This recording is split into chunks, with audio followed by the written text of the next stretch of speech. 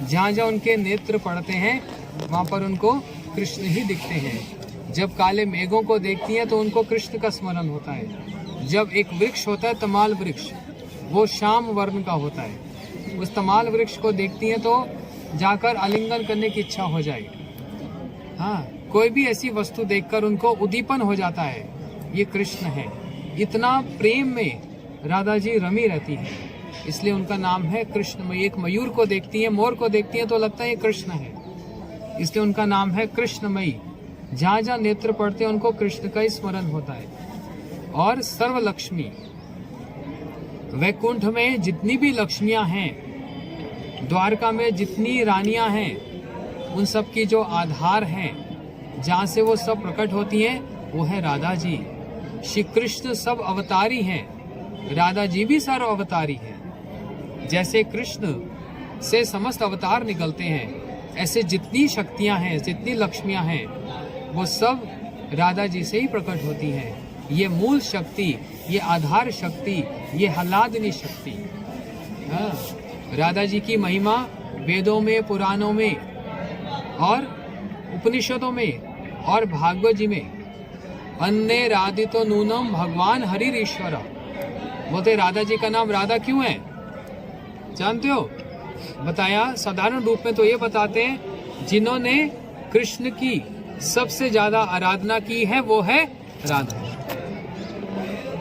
कृष्ण की करोड़ों करोड़ों गोपियां, लेकिन जिस गोपी ने सबसे ज्यादा कृष्ण की आराधना की है वो है राधा। लेकिन ये तो एक साधारण बात है, लेकिन विशेष बात क्या है, संतों की बात क्या है? बोलते ये तो गलत बात है। तो फिर ठीक बात क्या?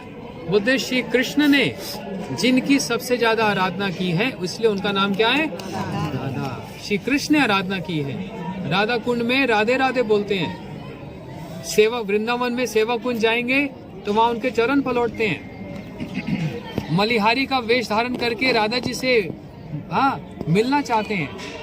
ये पास में कोकिल वन है, जहाँ शनि मंदिर है, कोकिल वन। वहां पर कोयल की आवाज में सारी रात कू कू कू कू सारी रात पुकारते रहते हैं राधा जी का एक दर्शन करने के लिए। जब अभी सुना था ना, मान हो गया राधा जी को, ऐसे माननी हो गई। कृष्ण कितना मनाने लगे, राधा जी अपने ससुराल जावट में चली गई और कृष्ण वहां पहुंच गए। अब क्या किया? मान तो मनाना है, साधु का वेश धारण कर लिया। भिक्षा दो भिक्षा दो भिक्षा दो, यही सब बोल रहे हैं। तो जटिला, उनकी सास का नाम है जटिला, बड़ी जटिल स्वभाव की है, इसलिए नाम ही जटिला है। और नंद है, उसका नाम है कुटिला, बड़ी कुटिल है। तो जटिला सास कहने लगी, जाओ कोई भिक्षु आया है, उसको कुछ भिक्षा दे आओ। तो राधा जी ने कहा, मैं तो किसी पुरुष का मुख नहीं देखती, मैं तो किसी का मुंह नहीं देखती, किसी और को भेज दो। अरे बोलने लगी, बहू घूंघट लेके जा और दे आ। तो जैसे तैसे चावल दाल आटा ये सब लेकर बाहर पहुंची भिक्षा देने के लिए। तो वो जो साधु बने हुए थे, कौन? कृष्ण कहने लगे, हमको ये भिक्षा नहीं चाहिए। बोलते फिर और क्या भिक्षा चाहिए? हमारा समय खराब कर दिया इतना सामान इकट्ठा करने में। बोलते अपने मान की भिक्षा दे दो। तो राधा जी बोले, अरे ये तो कृष्ण है, और सारा आटा चावल डाल दिया सिर पे, ले तुम्हारा मान और जाओ वहां से। ऐसे बड़ी सुंदर सुंदर इनकी प्रेम लीला है। हाँ, इसलिए ज्यादा समय नहीं है, धूप भी हो गई। श्री वृषभानंदिनी यहाँ पर अनेक अनेक प्रकार की अपनी बालोचित लीलाएं करती थी। यहीं से ही बिल्कुल निकट में जो है श्री नंदगांव है। अगर आप इसी ही महल की छत से देखेंगे तो सामान्य बिल्कुल सामने आपको श्री नंद महाराज जी का महल भी जो है दिखता है। यह श्री राधा तत्व है क्या? सारे ब्रज में जो है श्री राधा रानी का नाम गाया जाता है, और समस्त शास्त्र समस्त साधु यही बात कहते हैं कि बिना श्री वृषभानंदिनी की कृपा के श्री कृष्ण नहीं मिलेंगे। तो ये राधा तत्व वास्तविक रूप में है क्या, इसको थोड़ा समझेंगे बिल्कुल 2-4 मिनट के अंदर। देवी कृष्णमयी प्रोक्ता राधिका पर देवता, सर्व लक्ष्मीमयी सर्वकांति सम्मोहिनी परा। राधा रानी कौन है? देवी है। देवी कहने से जिनका सौंदर्य जो है वह अपरिमित है, जिसकी तुलना किसी और सौंदर्य से नहीं की जा सकती। ऐसा सौंदर्य है श्रीमती राधा रानी का कि श्री कृष्ण अगर श्री राधा रानी की अंग छटा का भी दर्शन कर लें, उनकी छाया का भी दर्शन कर लें, तो वह पूर्ण रूप से वहां पर मूर्छित हो जाते हैं। यस्य कदापि वस्त्रांचल खेलन उत्थ धन्यादि धन्य पवनेन कृतार्थमानी योगिंद्र दुर्गम गति मधुसूदन अपि तस्या नमस्तु वृषभानुपदिशो अपि। देखो, इस महल में जब श्री राधा रानी अपनी सखियों के साथ अनेक प्रकार के हास प्रयास करती हैं, क्रीड़ा इत्यादि करती हैं, तो वायु जो है, जो पवन है, उस पवन के मन में भी ये भाव आता है कि मैं श्री राधा रानी के निकट आऊं।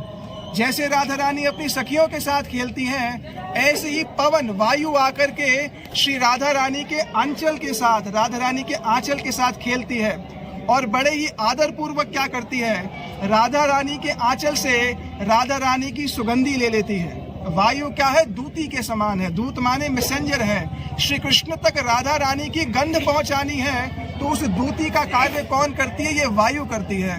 तो राधा रानी के आंचल से सुगंध ले लेती है वायु, और वो सुगंध लेकर के कहाँ जाती है, श्री कृष्ण तक। वो सुगंध जब श्री कृष्ण तक पहुंचती है, श्री कृष्ण को जब वो वायु स्पर्श करती है, तो श्री कृष्ण कहते हैं धन्याति धन्य पवने न कृतार्थमानी, कि मैं धन्याति धन्य हो गया। हे पवन, तूने आज बड़ा अभूतपूर्व कार्य किया। श्री राधा रानी के निकट मेरी जाने की इच्छा होने पर भी मैं उनके निकट नहीं जा पाया, लेकिन आप राधा रानी की गंध लेकर के मेरे निकट जो आ गए हैं। ये हमारे आचार्यों ने जो है ये भाव दिया है कि कृपयति यदि राधा बाधित अशेष बाधा किम पुष्टि मर्यादा और में, कि देखो, अगर श्री वृषभानंदिनी की कृपा हो जाए तो समस्त प्रकार की जितनी भी हमारी बाधा है, हमारे रसिकों ने गाया है कि आधो नाम रटे श्री राधा, आधा नाम रटने से श्री राधा, रा बोलत सब रोग मिटत है, धा बोलत मिटाए सब बाधा, के राधा रानी का नाम लेने से क्या होता है, समस्त प्रकार के रोग इत्यादि, हाँ, वह सब मिट जाते हैं, भव रोग मिट जाता है। और धा मान से ये राधा शब्द सुनते ही सबसे पहले किसके कान खड़े होते हैं, श्री कृष्ण के। श्री ठाकुर जी र शब्द सुनते ही वो देखते हैं किसने रा बोला, और अभी धा पूरा नहीं हुआ होता, श्री कृष्ण उस व्यक्ति की ओर जो है धावित हो जाते हैं। अभी हम सुन रहे अनेक मंत्र नाद मंजु नूपुर रवस्खलत समाज राज हंस वंश निक्तवादि गौरवे हिलोल मेम बल्लरी त्रिशंकी चारु चंक्र में कदा करिष्यसि हमा कृपा कटाक्ष भाजनम। यह शंकर जी गा रहे हैं इस बात को। हाँ, यहाँ पर स्वयं ब्रह्मा जी जो हैं, जिस पर्वत पे हम विराजित हैं, यह श्री ब्रह्मा जी स्वयं, ब्रह्मा जी के हृदय में भाव आया क्या, कि हमारे ऊपर भी श्री ठाकुर जी की क्रीड़ा हो। अब वो क्रीड़ा होए कैसे, देखो, ब्रह्मा जी को अत्यंत सौभाग्य प्राप्त हुआ कि इसी ब्रह्माचल पर्वत पर जो है यह वृषभानु महाराज का महल है। इस बरसाना का जो प्राचीन नाम है वो है बृहद सानु। बृहद सानु कहने से तात्पर्य कि जहाँ पर बड़े बड़े पहाड़ हैं, बड़े बड़े पर्वत और उनकी चोटियां हैं, और यह वृषभानु वंश में आई हैं। तो यह वृषभानु दधी नव शशि लेखे ललिता सखी गुण रमित विशाखे, जय राधे जय जय माधव दयिते, राधे जय जय माधव दयिते। हे राधे, आपकी जय हो जय हो जय हो। समस्त सखियों में समस्त जितने भी परिकर हैं, समस्त जितनी भी राधा रानी की सखियां हैं, ब्रज की जितनी भी तरुणियां हैं, उन सब तरुणियों में से जो सबसे सर्वश्रेष्ठ है वह कौन है, श्री राधा है, और अत्यंत भोली है, अत्यंत कृपामयी है। इस दरबार में आकर के, इस स्थान पर आकर के हमारे गुरुपाद पद्म कहते हैं अपनी इच्छाओं को देख लेना। यहाँ पर आकर कोई संसारिक इच्छा मत करना, क्योंकि वो संसार की गई इच्छा भी अवश्य पूर्ण होएगी। वंचितो अस्मि वंचितो अस्मि वंचितो अस्मि ना संशय।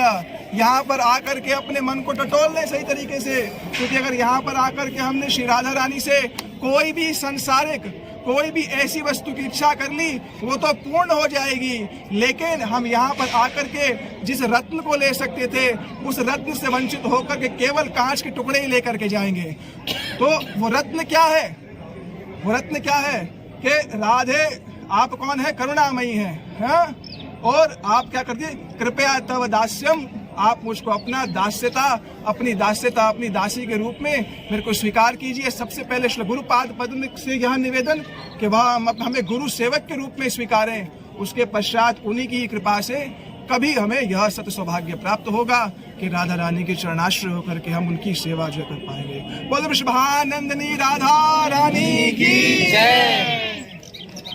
तो देखो, बरसाने परिक्रमा भी हो गई, कष्ट से हो गई, नाचते हो गई, प्रेम से हो गई, हो तो गई। और बरसाने में राधा जी का दर्शन भी हो गया और बैठकर कथा भी सुन ली, प्रभु जी ने सुना दी। अभी हम 5 मिनट में बस चल रहे हैं नीचे।